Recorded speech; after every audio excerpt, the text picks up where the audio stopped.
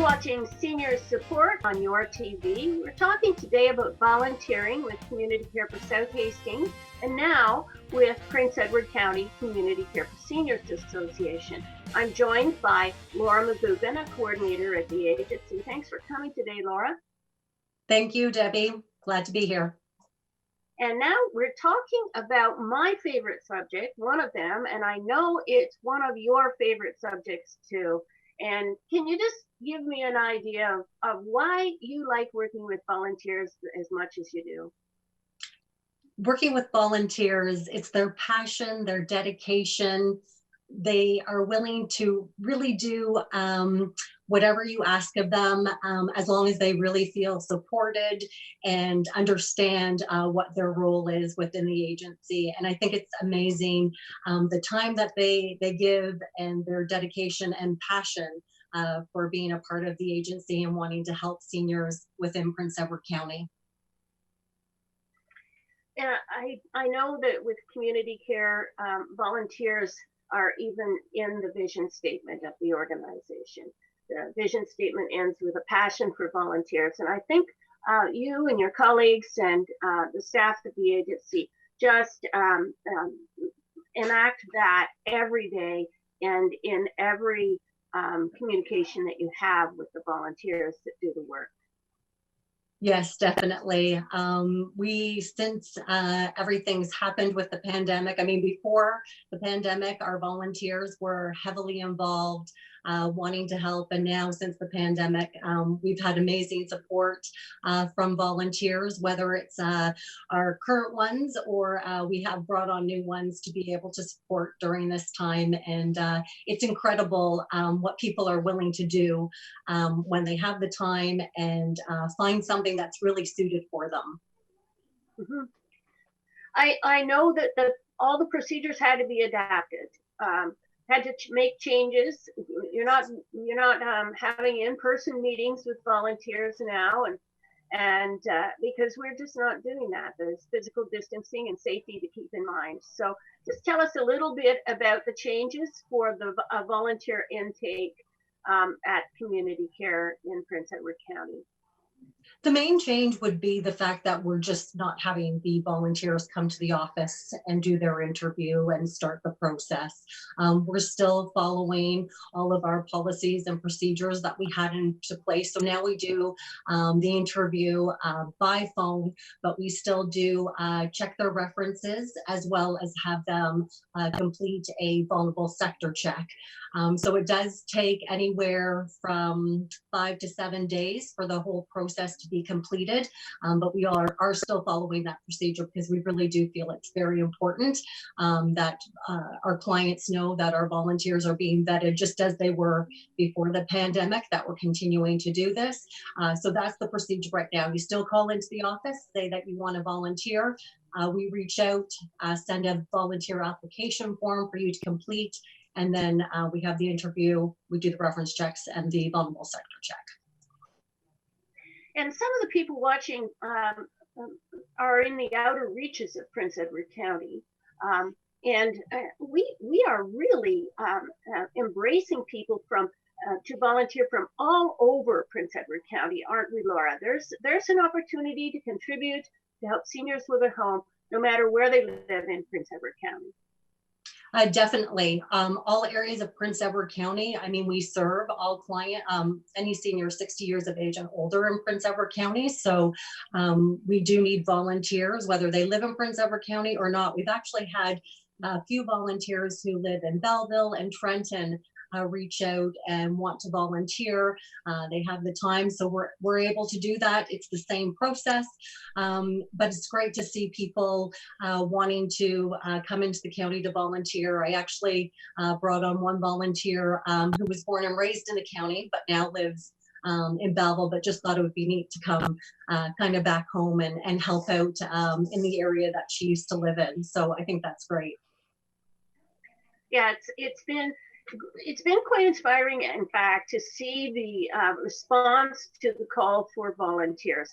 We have over 400 active volunteers in any one year, but those that have underlying health conditions are 70 plus many of them made the decision, and we in fact encouraged them to make the decision to not get out in the community, especially in the thick of the pandemic, and put themselves out when there were so many cases. And so we had the opportunity to bring on new people, and we did, and they're very active.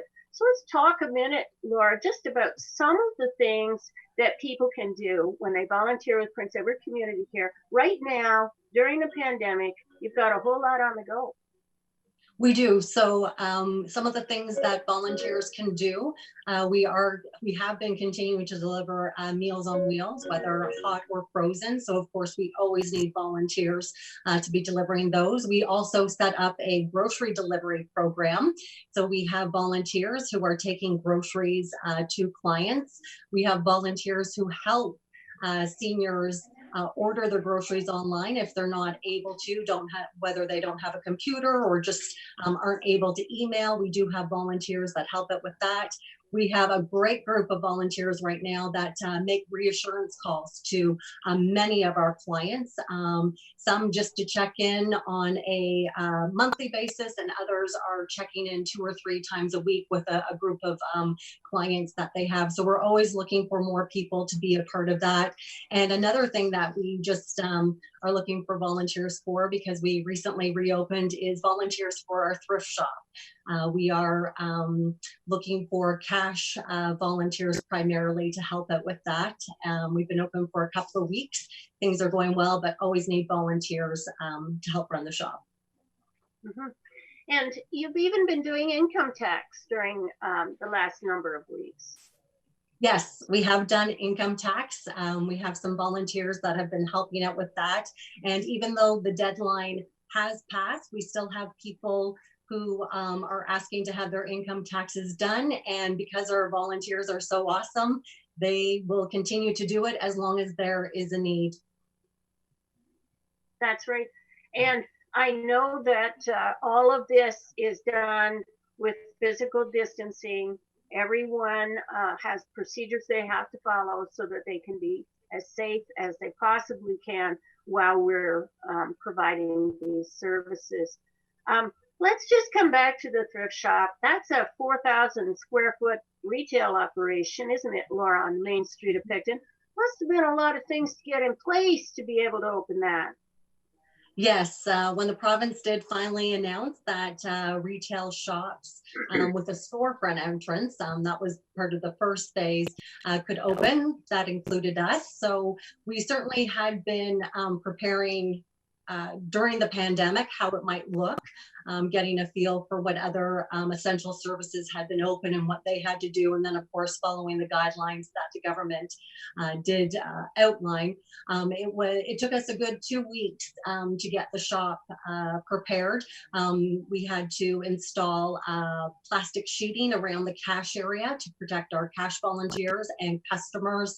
We have arrows on the floor directing customers so they know which way they should be shopping throughout the store. We have hand sanitizer placed throughout. We have a physical distancing markers. So when you're ready to check out, if there's a lineup, you know where to stand to make sure that you're physical distancing. Of course, the volunteers, we went through they always go through an orientation when they do come on board to help out at the shop. We did a reorientation with the volunteers to go over what it would look like during COVID-19. So they all practice physical distancing. All the volunteers wear cloth masks or face shields, some wear both. We're asking all customers to wear cloth masks as well. So there's just been a lot of changes.